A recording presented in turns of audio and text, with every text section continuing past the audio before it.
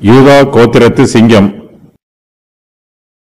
ஒருவனும் அந்த புஸ்தகத்தை திறந்து வாசிக்கவும் அதை பார்க்கவும் பாத்திரவானாக காணப்படாததினால் நான் மிகவும் அழுதேன். அப்பொழுது மூப்பர்களில் ஒருவன் என்னை நோக்கி, நீ அழவேண்டாம், இதோ யூதா கோத்திரத்து சிங்கமும் தாவீதின் வேறுமானவர் புஸ்தகத்தை திறக்கவும் அதன் 7 முத்திரைகளையும் உடைக்கவும் ஜெயம் கொண்டிருக்கிறார் என்றான்.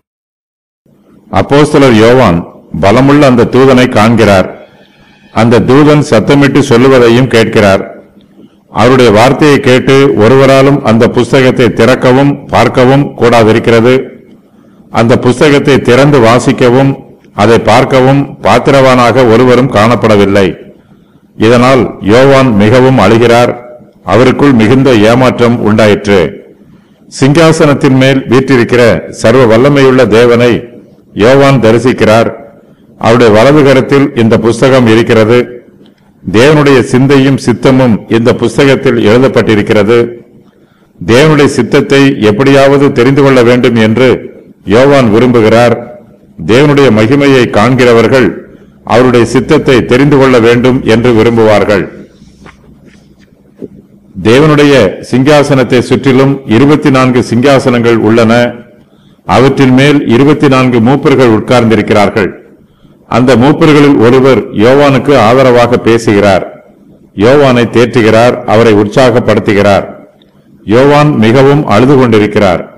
மூப்பர்களில் ஒருவர் யோவானை நோக்கி, நீ அழவேண்டாம் என்று ஆறுதலாக சொல்லுகிறார்.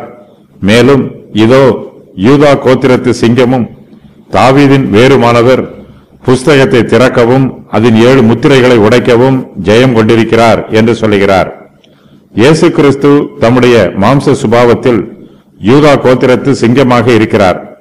அவர் தம்முடைய தெய்வீக சுபாவத்தில் தாவீதின் வேறாக இருக்கிறார். தேவனுக்கும் மனுஷருக்கும் நடுவே கர்த்தராகிய இயேசு கிறிஸ்து மத்தியஸ்த ஊழியம் செய்கிறார். தேவனுடைய ஆலோசனைகளை பெற்றுக்கொண்டு அவற்றை மனுஷருக்கு வெளிப்படுத்த கிறிஸ்துவானவரே பாத்திரராக இருக்கிறார். கிறிஸ்துவானவரால் மாத்திரமே தேவனுடைய வலது கரத்தில் உள்ள புஸ்தகத்தை பெற்றுக்கொள்ளவும் அதில் உள்ள முத்திரைகளை உடைத்து அந்த புஸ்தகத்தை திறக்கவும் முடியும். கிறிஸ்துவுக்கு வழங்கப்பட்டிருக்கிற நாமங்கள்: யூதா கோத்திரத்து சிங்கம், தாவீதின் வேறுமானவர்.